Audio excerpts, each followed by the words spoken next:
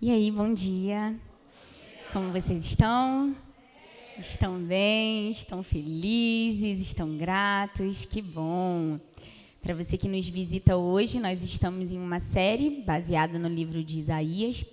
Na semana passada, o Léo expôs aqui o capítulo 28, onde se inicia os famosos ai do livro de Isaías, que continuam nos capítulos seguintes, inclusive no capítulo 29 e 30, que é a porção que a gente vai tratar hoje. Então, se você já quiser abrir aí a sua Bíblia, Isaías 29. Mas eu não vou me ater muito às profecias em si, aos juízos em si. A minha proposta aqui hoje é a gente analisar juntos os pecados do povo de Israel, para ver quais foram os motivos de Deus liberar juízo sobre esse povo. Então, a gente vai fazer como os sábios fazem, a gente vai aprender com os erros dos outros, né? Então, hoje a gente vai tratar basicamente de 3 temas. Vamos falar sobre a apatia espiritual, sobre religiosidade, sobre amor ao engano. Temas que são super pertinentes para os nossos dias. É por isso que eu queria te pedir que você me desse de presente nessa manhã a sua atenção. Que você não se distraísse, que você acompanhasse aí na sua Bíblia, que fizesse anotações, porque eu tenho certeza que essa é uma daquelas manhãs onde nós seremos lavados pela palavra. Então, que o nosso coração seja uma terra fértil nessa manhã, para que nós não sejamos o tipo de pessoa que, como eu coloquei no tema, tenha louvor nos lábios, mas infidelidade no coração. Só para vocês não ficarem perdidos, como nós vamos tratar de 2 capítulos, vou explicar para vocês como é que vai ser essa dinâmica, tá? Eu vou ler primeiro Isaías 29, do 9 ao 14, e vou expor esses versículos. Na verdade, vou expor até o 13. Aí eu vou pular lá para Isaías 30, vou expor um pequeno trecho, e depois eu retorno para Isaías 29, e a gente encerra com o capítulo 14, tá bom? Então, vamos ler aí Isaías 29, do 9 ao 14. E o texto diz o seguinte: fiquem espantados e continuem assim. Fiquem cegos e continuem sem ver. Eles estão bêbados, mas não de vinho. Andam cambaleando, mas não por causa da bebida forte. Porque o Senhor derramou sobre vocês o espírito de profundo sono. Ele fechou os olhos de vocês, que são os profetas, e cobriu a cabeça de vocês, que são os videntes. Para vocês, toda visão já se tornou como as palavras de um livro selado. Se derem o livro a alguém que sabe ler, dizendo, leia isto, por favor, ele responderá, não posso, porque está selado. E se derem o livro a quem não sabe ler, dizendo, leia isto, por favor, ele responderá, não sei ler. O Senhor disse, visto que este povo se aproxima de mim e com a sua boca e com os seus lábios me honra, mas o seu coração está longe de mim. E o seu temor para comigo consiste só em mandamentos ensinados por homens. Continuarei a fazer obra maravilhosa no meio deste povo. Sim, farei obra maravilhosa e um prodígio, de maneira que a sabedoria dos seus sábios será destruída e o entendimento dos seus entendidos desaparecerá. Então, aqui no verso 9, a gente já vê que Isaías ele testifica da cegueira espiritual que estava afetando aquele povo. Mas há uma curiosidade sobre isso. Essa cegueira ela estava tendo início justamente nos líderes. O povo estava sendo afetado por essa cegueira e os líderes eram os primeiros a serem afetados. E Isaías, de maneira até meio cômica, debochada, ele diz, fiquem espantados então e continuem a ficar espantados. Por quê? O povo reagia às palavras de Isaías com espanto, com deboche. Se você olhar aí lá no capítulo 28, no verso 9, eles indagavam, a quem ele quer ensinar o conhecimento? A quem ele quer explicar essa mensagem? A crianças desmamadas? Então, eles debochavam das palavras de Isaías. E ele diz, então, se vocês ficam espantados com o que eu falo, vocês vão ficar ainda mais. Se vocês se portam como cegos, então continuem a se cegar, porque as coisas só vão piorar. Então, eles de fato fechavam os olhos para não ver. E o castigo para quem não quer ver é justamente não continuar vendo. Então, todo esse processo fazia parte do juízo de Deus sobre esse povo. E Isaías nos mostra aqui que a realidade é que eles estavam bêbados.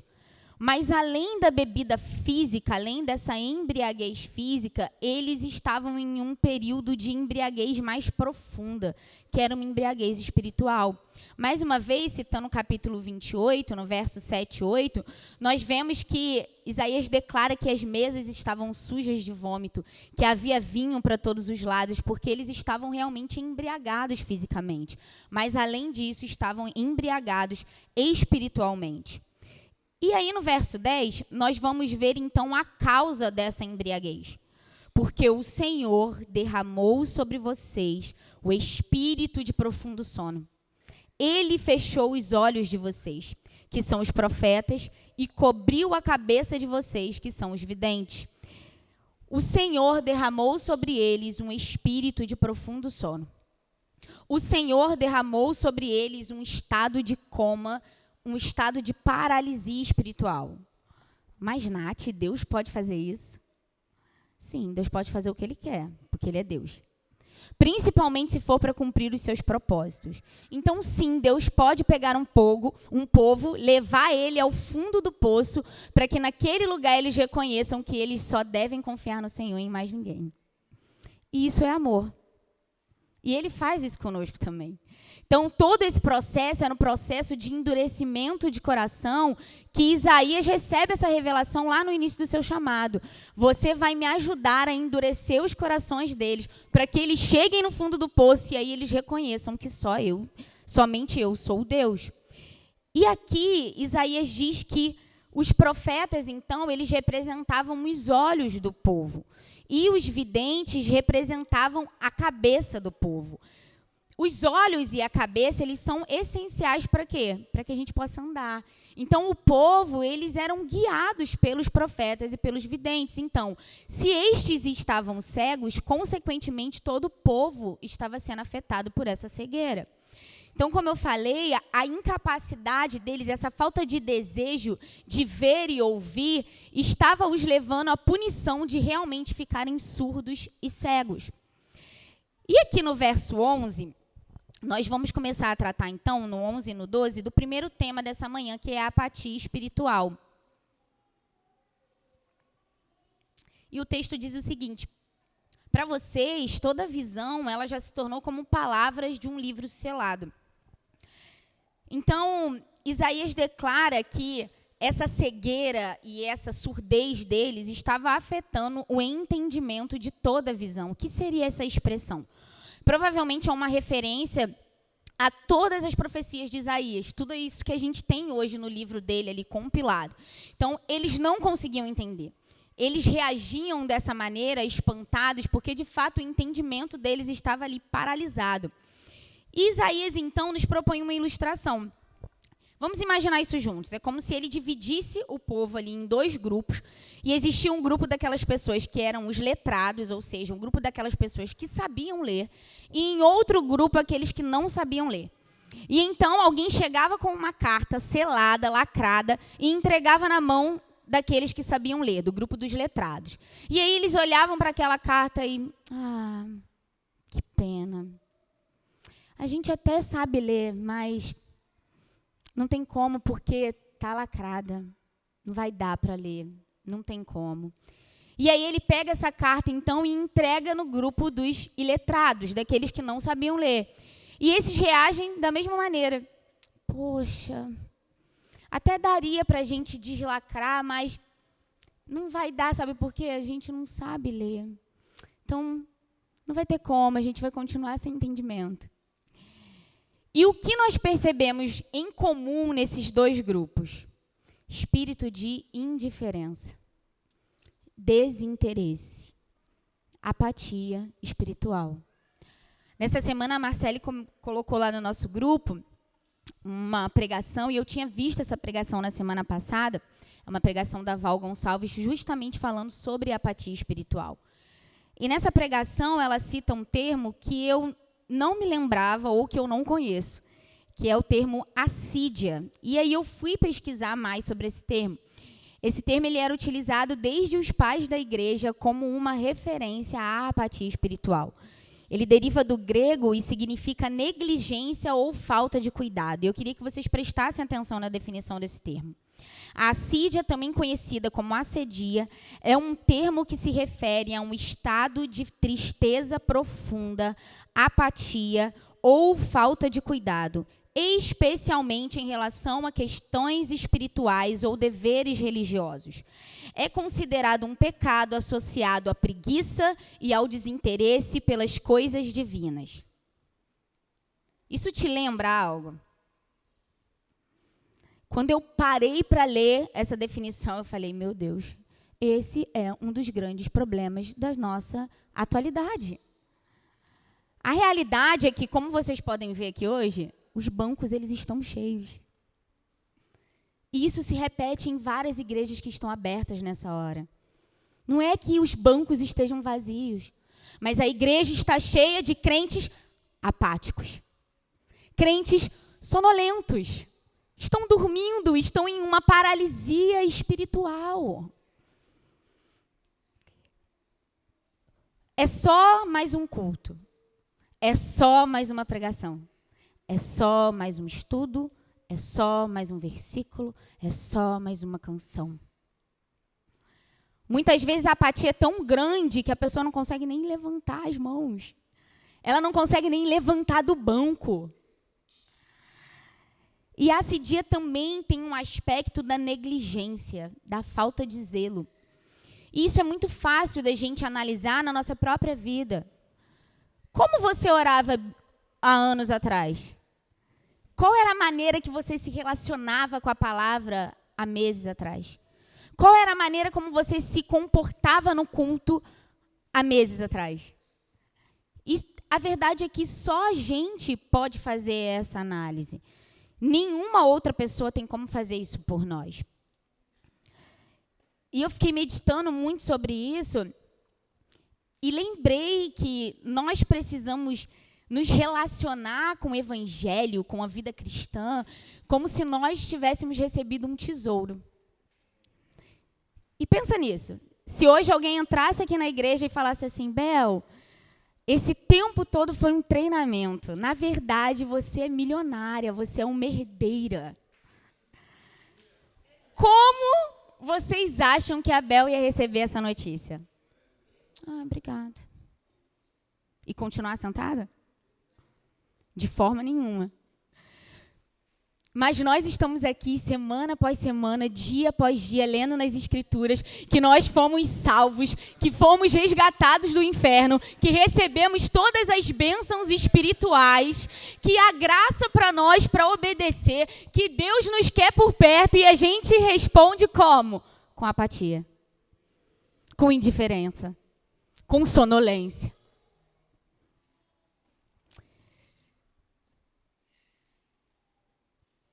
E nessa pregação, a Val falava sobre cultivarmos um primeiro amor. É um termo que muito se fala. Quando a pessoa está animada, está entusiasmada com Jesus, está no primeiro amor, isso é coisa de jovem. Mas, de verdade, eu fui além. Eu acho que nós precisamos cultivar não só um primeiro amor, mas um amor maduro. Com o passar do tempo, não é uma paixonite. O nosso amor tem que ficar mais profundo, mais enraizado, mais firme, mais maduro. E a verdade é que é isso que acontece, ou deveria acontecer nas nossas vidas. Você que é casado, olha aí para o lado, para o seu presentinho de Deus, e me responde uma pergunta. Você ama a sua esposa ou o seu esposo mais hoje ou no dia em que vocês se conheceram? Ou pelo menos deveria ser. Se não é, gente, vamos lá, pede ajuda, tá? Deixa alguém colocar a colher aí no meio, porque alguma coisa está errada. Muito diferente do que o mundo diz, que com o passar dos anos, o amor se esfria, a rotina estraga o casamento. Eu não acho que é verdade. O casamento é igual o vinho. Era exatamente o que eu ia falar. Da onde saiu essa voz? A voz profética. Com o passar dos anos, ele tem que ficar melhor. Principalmente se vocês dois são cristãos. Porque para pensar, a cada ano você amadurece mais em sua vida com Jesus, você se parece mais com Jesus, e isso vai afetar o seu relacionamento. Vai ter mais perdão, vai ter mais misericórdia, vai ter mais serviço, vai ter mais sacrifício, vai ter mais amor. E isso precisa fazer com que o seu casamento fique melhor. Quanto mais o tempo passa, mais eu conheço, mais eu amo. Quanto mais conheço, mais amo. E eu fiquei pensando na minha história com meu esposo, que eu nem sei onde é que está. Saiu, voltou. Eu conheço meu esposo desde quando eu tinha 15 anos de idade. Muitos anos. E um primeiro momento que fez eu amar o meu esposo foi a beleza. Gente, é o Felipe Dilon da Melhoral. Começamos a namorar. Com o passar dos anos, o que me fez amar mais o meu esposo foi a fidelidade. Ele ia lá me deixar, gente, quase 3 anos seguidos, domingo na rodoviária, para eu pegar o ônibus de meia-noite para voltar para Minas Gerais. E eu olhava assim, eu falei, gente, eu acho que ele não vai desistir de mim mesmo não, porque tá... Nós casamos, e eu vi então um processo de um menino se tornar um homem. Responsável, provedor. O que aconteceu? Amém mais. Então nós nos convertemos. E eu pude ver o amor do meu esposo por Jesus. O zelo dele. Entrava no carro, era o tempo todo tocando Corinho de Fogo no MP3 azul. O que aconteceu? Amei mais. Chegou um determinado momento do meu casamento que eu pensei assim, eu não tenho como amar mais meu esposo. Eu já cheguei no auge do amor, eu tô bem. Não vai diminuir, mas também não vai aumentar. Então veio a cereja do bolo. Eu vi esse homem se tornando pai. E eu reparei que dava para aumentar. E eu lembro exatamente do dia em que eu tive essa certeza dentro de mim que eu estava amando mais o meu esposo. A gente estava na piscina, no condomínio onde nós morávamos, e o Jonas era pequenininho, veio até a mim e falou, mamãe, água. Na hora o meu brilho sumiu, porque mais uma vez eu tinha descido sem levar água para a criança. Aí eu olho para o lado, o Maurício vai e saca a garrafinha de água de dentro da bolsa, e eu, nossa. Aí o Jonas foi, deu aquela primeira sugada na água e falou, geladinha. Aí o Maurício, sim, filho. O papai botou gelo na sua água, porque eu sei que você só gosta de água gelada. E eu, gente, eu vou casar com esse homem, eu vou casar com ele. Ah, não, já sou casada com ele. E nesse dia eu amei mais ainda o meu esposo. Então vocês conseguem perceber quanto que, como o tempo passa, mais a gente conhece, mais a gente ama. E eu citei uma relação entre 2 pecadores. Agora vamos virar o jogo?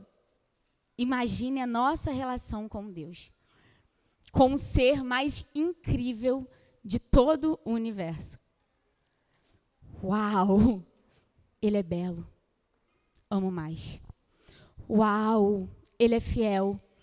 Amo mais. E os anos passam, eu provo que ele é um Deus provedor. Amo mais. Uau! Ele é zeloso. Amo mais. Uau! Ele é pai. E ele não é qualquer pai, ele é o pai que coloca gelo na tua água.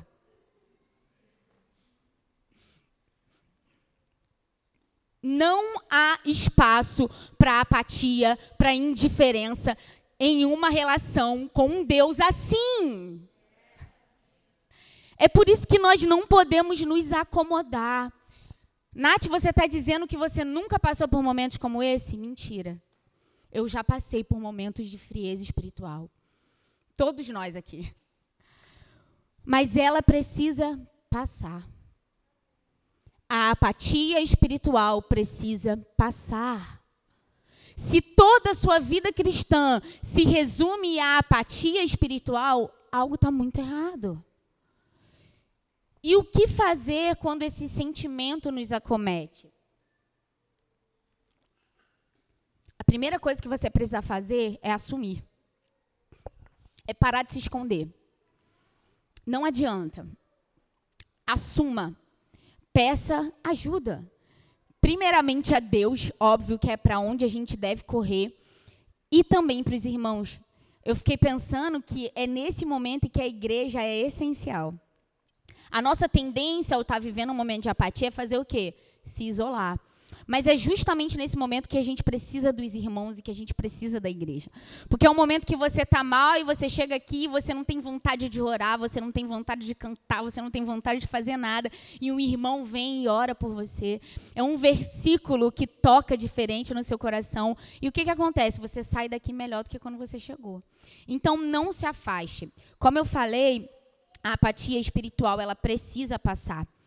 E qual é, então, Nath, o grande perigo da apatia espiritual?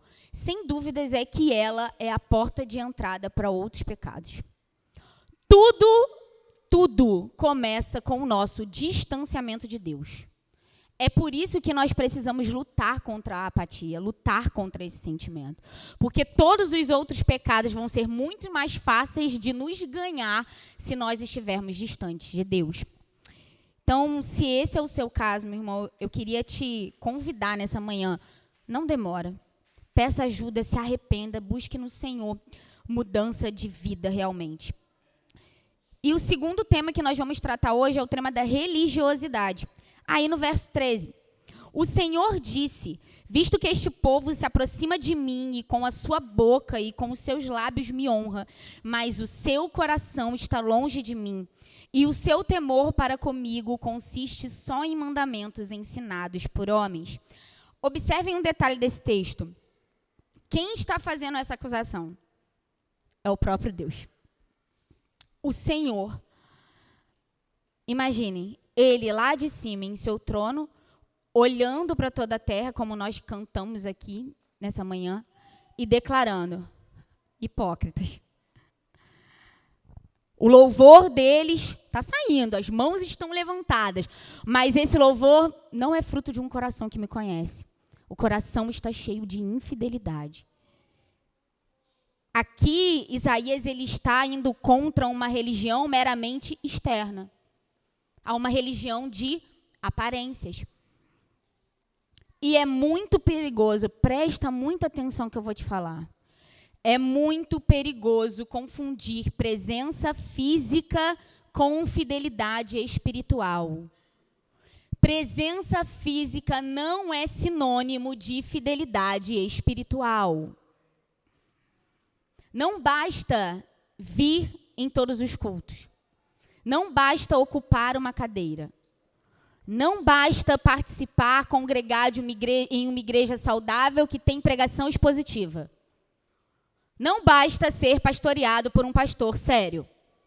Não é suficiente. E nós não vamos enganar ninguém. Existe uma parcela de responsabilidade que é individual. Não tem como. Você vai ter que fazer a sua parte. E não se engane de pensar que só por estar aqui, a sua parte já está feita. Amém? John MacArthur, ao comentar esse versículo, ele usa o termo espiritualidade mecânica. Eu achei que se encaixa super bem. Sabe aquela coisa automática? Que realmente o coração já não está mais naquele lugar, mas eu continuo fazendo porque, principalmente esse engano é muito grande quando a gente serve. Quem vai tocar? Só tem eu. Quem vai pregar?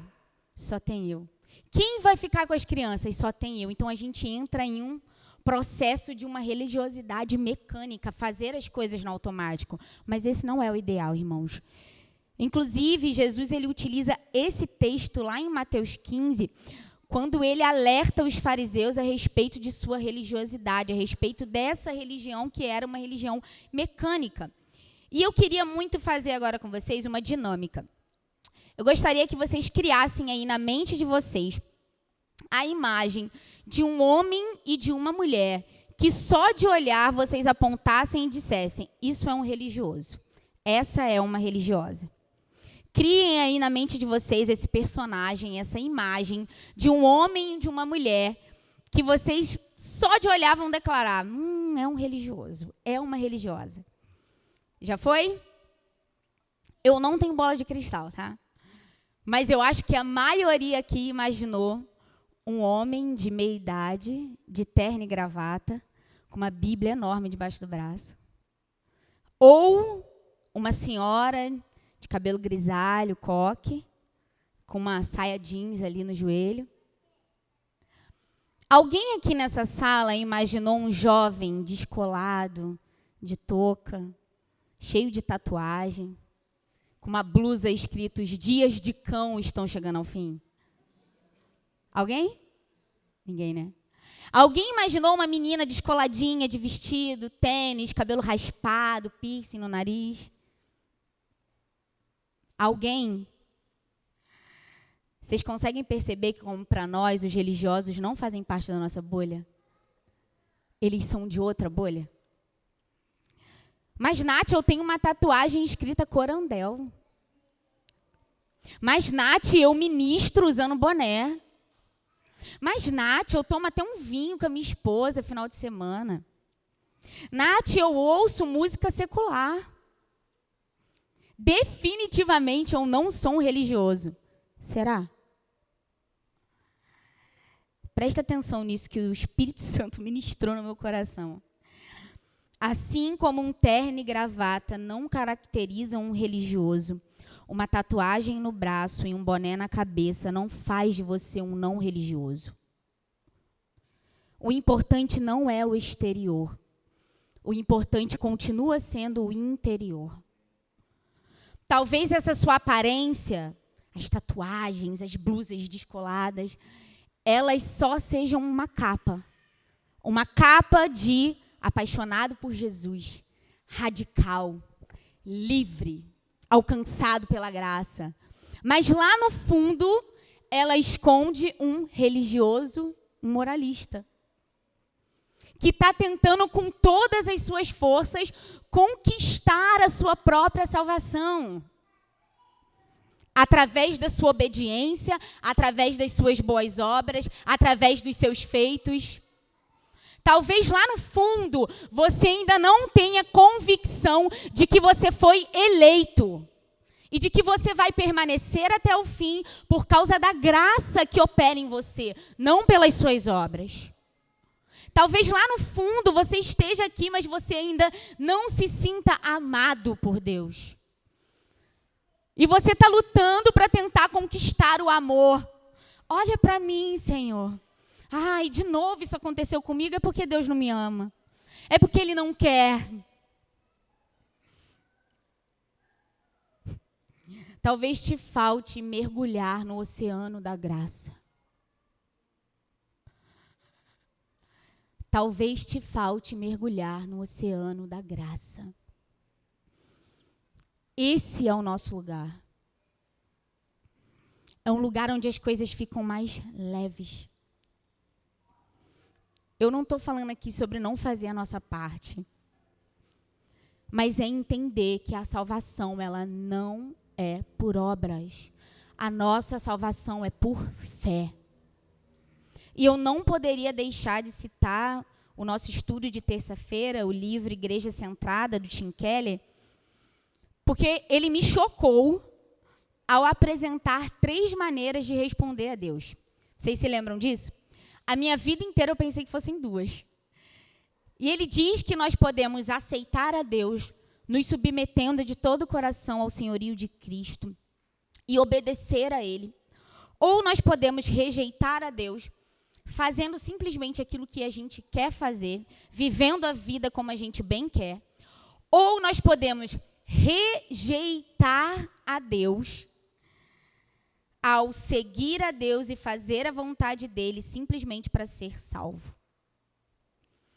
Abraçar e acatar a sua lei só para ser salvo. Como ele bem define, eu vou ler porque eu não quero perder nenhuma dessas palavras. A religião ou o moralismo é esquivar-se de Deus como Senhor e Salvador, criando uma justiça moral e então apresentando-a a Deus em um esforço de mostrar que Ele deve algo a você. Nas palavras de Isaías, que é o nosso texto de hoje, seu temor para comigo consiste só em mandamentos ensinados por homens. Você é um mero cumpridor de regras. O nosso temor e a nossa obediência precisa ser pautado na graça. Precisa ser fruto da graça. O meu coração foi ferido pela realidade de que Deus me quer, de que Ele libera graça sobre a minha vida. Como que eu respondo a Ele? Desesperadamente, a única coisa que eu posso fazer é obedecer, é amá-lo de volta. Eu não faço as coisas para ser amado, eu faço porque eu já sou amado. E existe um aspecto que eu queria muito abordar aqui nessa manhã.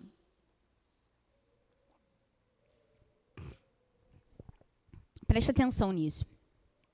Obedeço porque amo e não para ser visto amando. Eu obedeço porque eu amo e não para ser visto amando. E por que eu preciso de fazer esse alerta? Porque a nossa geração é a geração da performance. A nossa geração é a geração do desempenho. A nossa geração é a geração da atuação. Nunca houve uma geração tão preocupada com o exterior, em viver de aparências, como nós.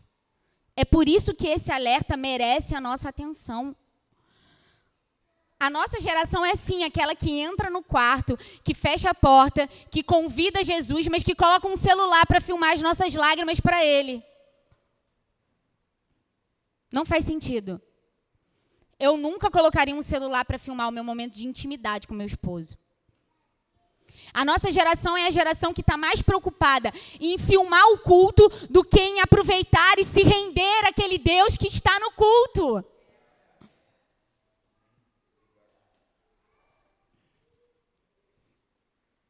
Nós somos a geração do desempenho e o tempo todo nós estamos sendo estimulados a isso. Você tem que dar conta. Dá conta. Cumpra regras. Nós somos a geração do check. Canetinhas coloridas, ok.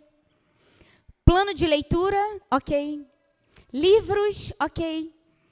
Luz baixa, ok. Bíblia da moda, ok. Velas aromáticas, ok. Foto perfeita? E o coração? Tá lá também?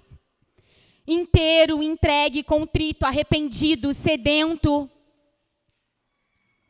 Eu sinto como se a pergunta de Deus para nós fosse a mesma que para Adão. Natália, aonde você está? Se faça essa pergunta, coloca o seu nome na frente. Natália, aonde você está? Deus nos quer perto. Eu não sou contra esses recursos. Não é isso. Mas os recursos não podem roubar o propósito. Você não entrou naquele quarto para tirar uma foto bonita e para parecer que você ama. Você entrou para amar. Você entrou para se derramar. Você entrou para se entregar.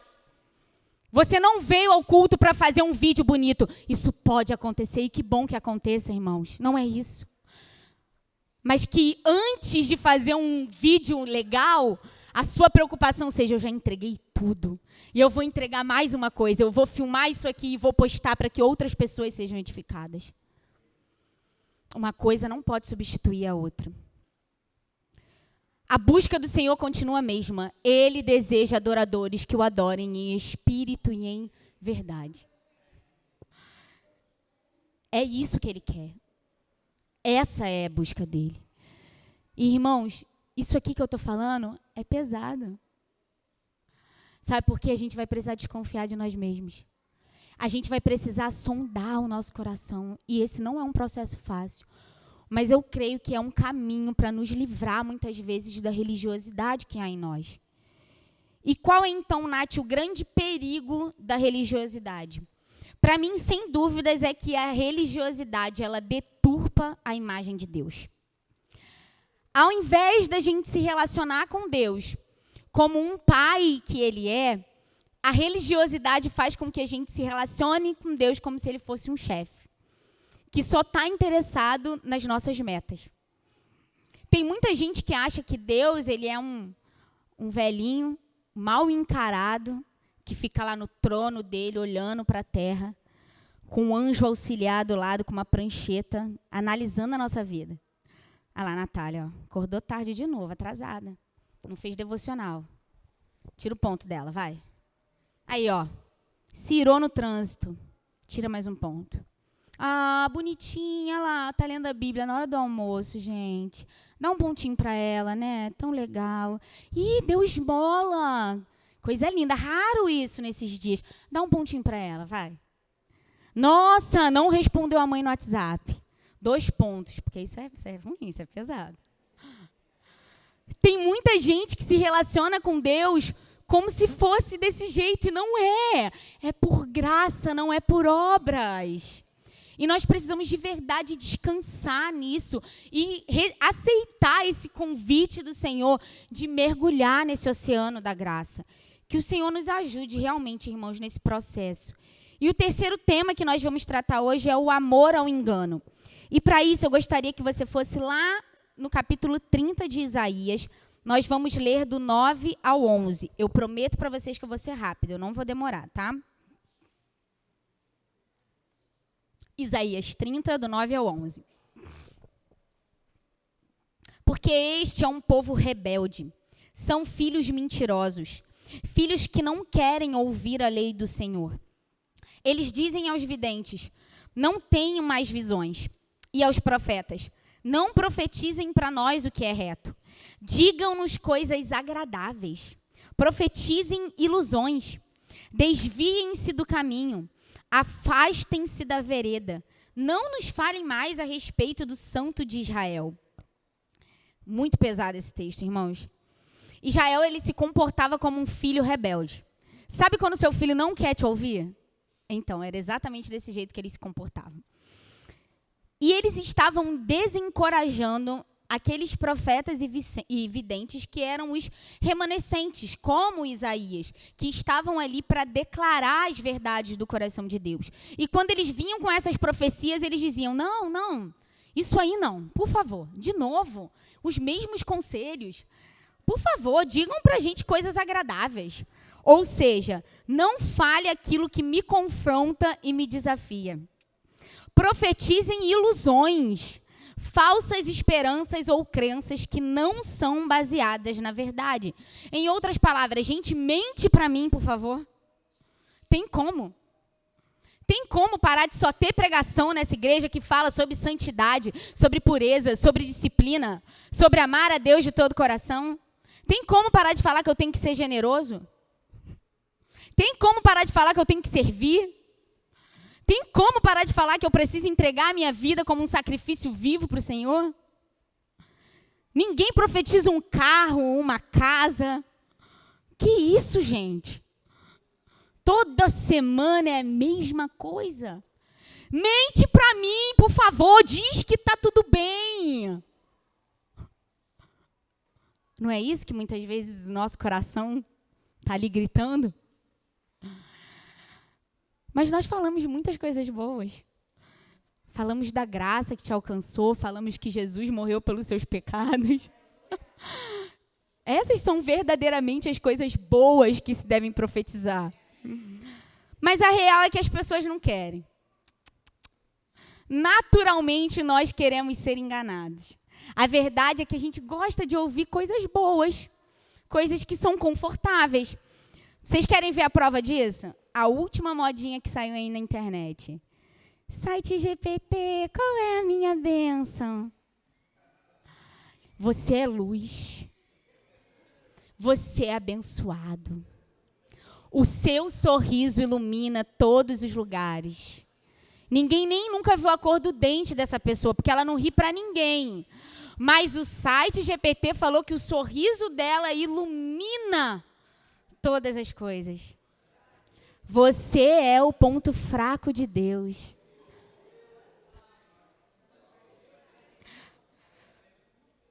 Consegue perceber? Amar o engano é muito mais fácil do que nós imaginamos. Mas será que isso só acontecia lá no tempo de Isaías? Ou será que hoje em dia as pessoas também gostam de ouvir coisas que são confortáveis? Eu queria fazer uma pergunta para vocês. Vocês imaginam de quem é a pregação brasileira com mais visualizações no YouTube até hoje? Ah, vocês são muito espertos.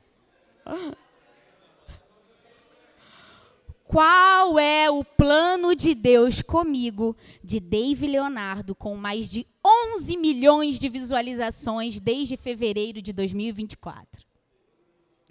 Eu poderia comentar isso, mas eu não vou comentar. Quem vai comentar é o apóstolo Paulo.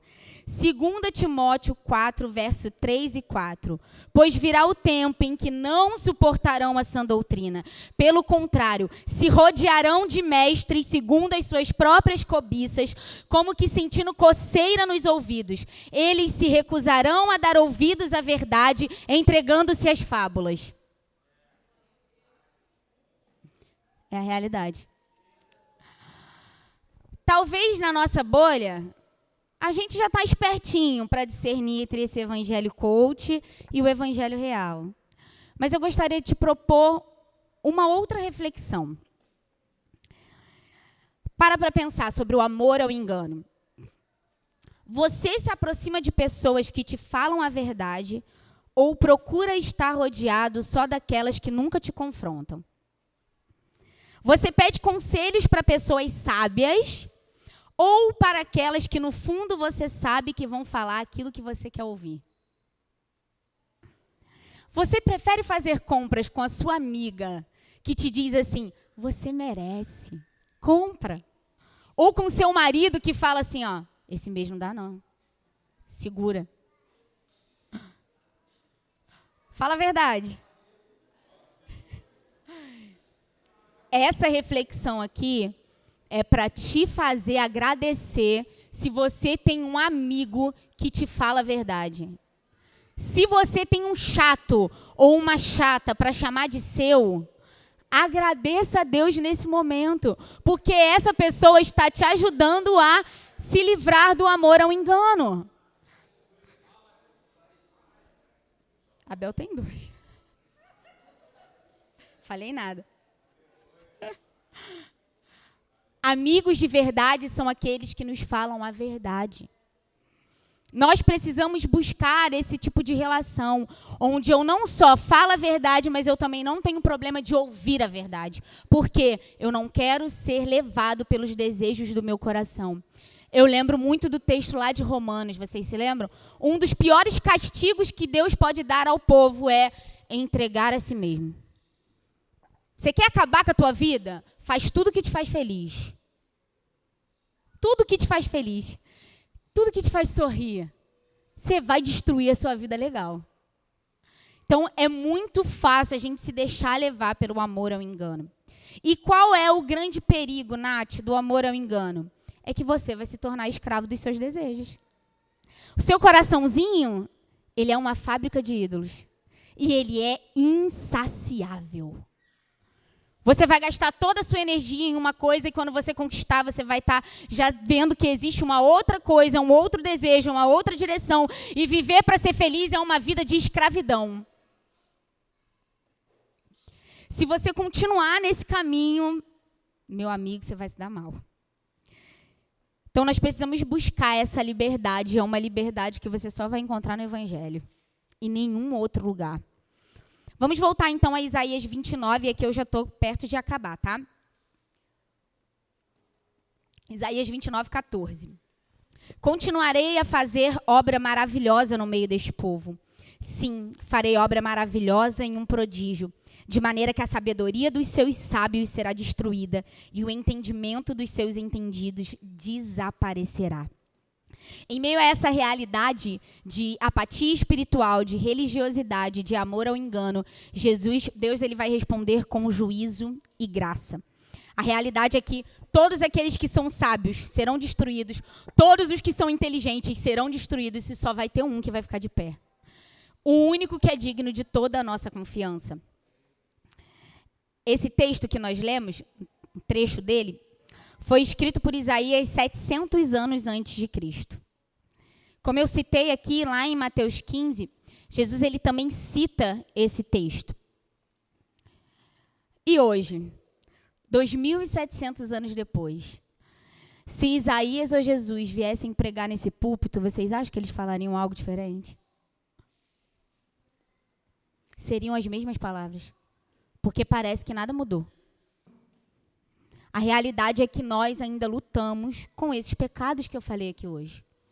E é por isso que são temas muito importantes para nós. São temas que merecem não só a nossa atenção aqui hoje, mas merecem que a gente rumine eles. Que a gente reflita sobre eles. E de verdade, meus irmãos, eu creio muito nisso, sabe? Que o Senhor, Ele está mudando a nossa mentalidade sobre o que é ser um crente maduro. Por muitos anos nos foi ensinado que um crente maduro, que um crente fiel é aquele que nunca erra. E sabe o que acontecia? As pessoas erravam e se escondiam. Não há um ambiente onde as pessoas possam assumir as suas fragilidades, as suas fraquezas. E é por isso que a gente vê durante tantos anos, tantos escândalos terríveis, principalmente entre os líderes. Porque nos foi ensinado a vestir uma capa de super crente. Mas eu queria te libertar nessa manhã, de coração. Um crente maduro não é aquele que nunca erra.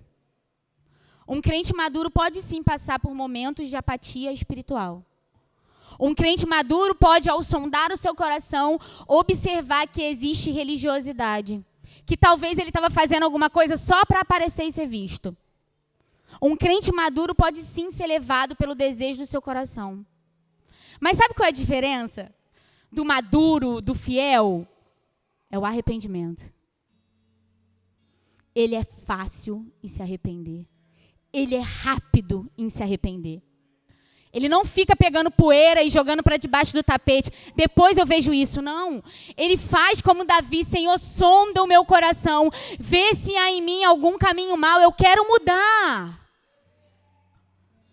E presta atenção, arrependimento não é quando você chora. Não. É quando você muda.